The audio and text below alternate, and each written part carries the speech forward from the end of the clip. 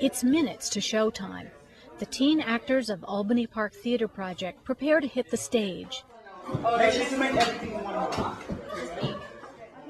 The audience, gathering on the second floor of a Chicago Park District field house, is about to get an eyeful.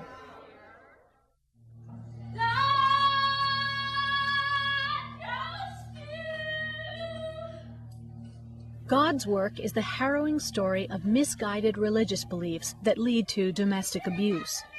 Aptp, as members of the Albany Park Theater Project call it, is known for tackling tough subjects and going about it in an unusual way. For one thing, there's the matter of the script. So when you start this process, you don't have a script. That's part of what makes APTP, I think, what it is the fact that we have this sort of blank canvas, just this raw story, and we can look at it and analyze it and have these great conversations about it, and then just experiment away. Experiment with movement and music and who knows what else. You know, it's fantastic. The story the actors experiment with is true. It's the real-life experience of a company member, a girl born into an abusive household who is saved when her aunt and uncle adopt her. Jennifer Nguyen plays Rachel, the heroine. So what does it feel like to work without Annette, essentially? Sometimes it is hard, like improvising, just trying to like think about, sometimes I just want to like have something ready there and have the director say, this is what we're going to do, you know? But then there's no collaboration in that. Welcome to first rehearsal for God's Work. APTP's co-directors David Feiner and Laura Wiley relish collaboration.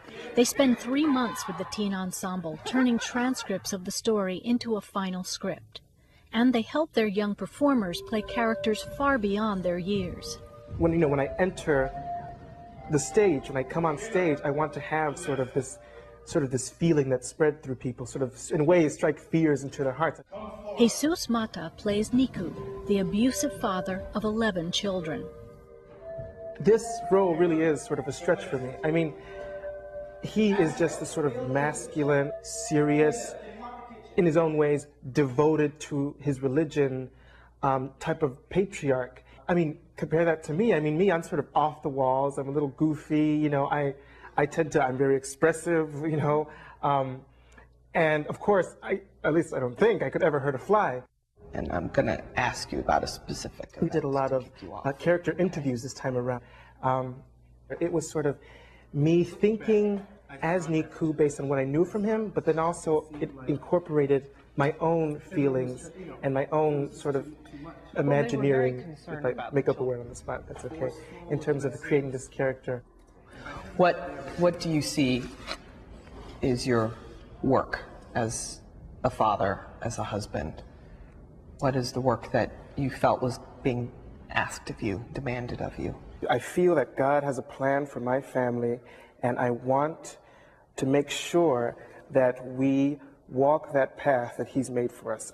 I really dove into and broke apart this idea of him being the sort of zealous Pentecostal man, and I think that also just really it just really fuels the performance and can be read off stage. For Nguyen, the challenges of playing a character based on a friend are more personal. First of all, I'm really close with that person. You know, I go to school with her, I see her every day. I'd never wanted to like hurt her story, I never wanted to hurt her, I never wanted to like ruin anything about it, because this was just like something really, really, you know, on the edge, you know, and really just not something that you want to make fun of or play around with. Sometimes during the rehearsal process, I would stop and just say, I can't do this. I quit! As rehearsals develop, God's Work can look as much like a dance as a play. 4, 5, please. If you're talking about torture, a father who tortures his children, you need something pretty stylized, pretty theatrical to represent both the physical reality and the emotional reality of this very concrete behavior. And, you know, young people like to express themselves physically. And so we use that. We use that incredible energy.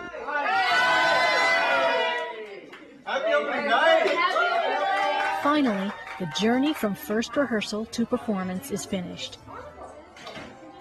The teens' courage has paid off. It's just a different kind of theater. We're really just on top of what we do and just want to really know our story well and dig for it. For Chicago Tonight, I'm Fawn Ray.